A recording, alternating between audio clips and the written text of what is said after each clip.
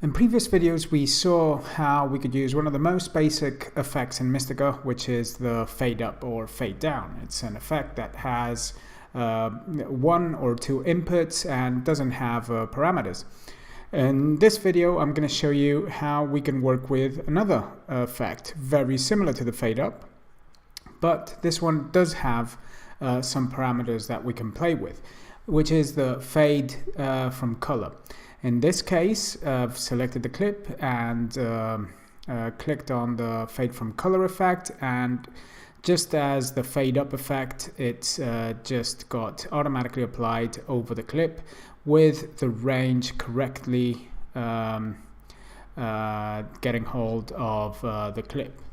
Now, what is different in this clip is that obviously we have parameters here in our bottom left corner of the screen, and as I move my playheader in my visual editor timeline, we can see how one of the parameters is animated.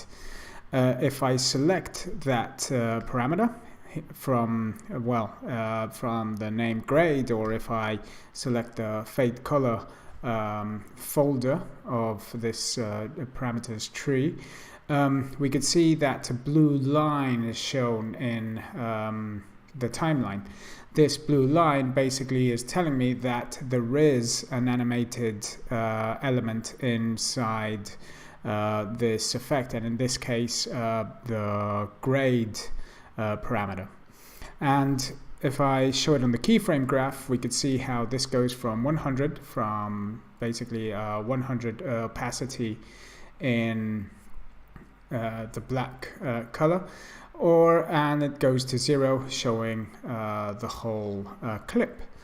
With the parameters, what we could do is actually modify them manually here.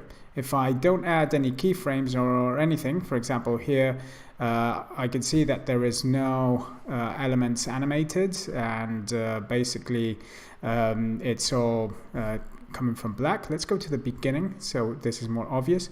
And I can manipulate this by just drag and dropping, and over there I can see I'm added red. And if I take it to 100, that is how I would apply red.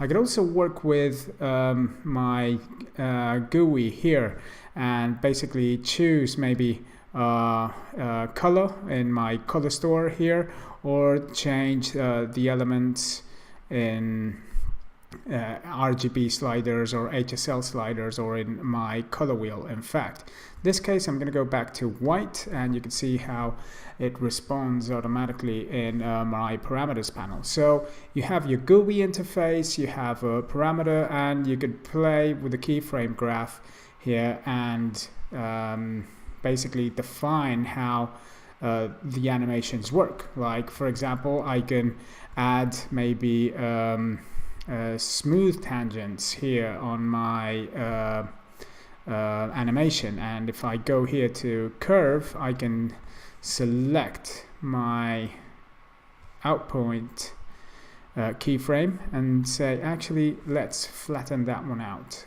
and then see how the animation changes in the end. So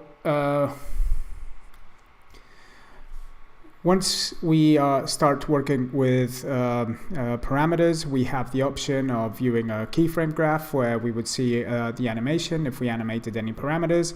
The disposition of this was going to be the same in every single effect, and you would be able to see the result on the image in the visual editor. Or once we go out, I can select the clip as we always do, place some play markers and play the clip.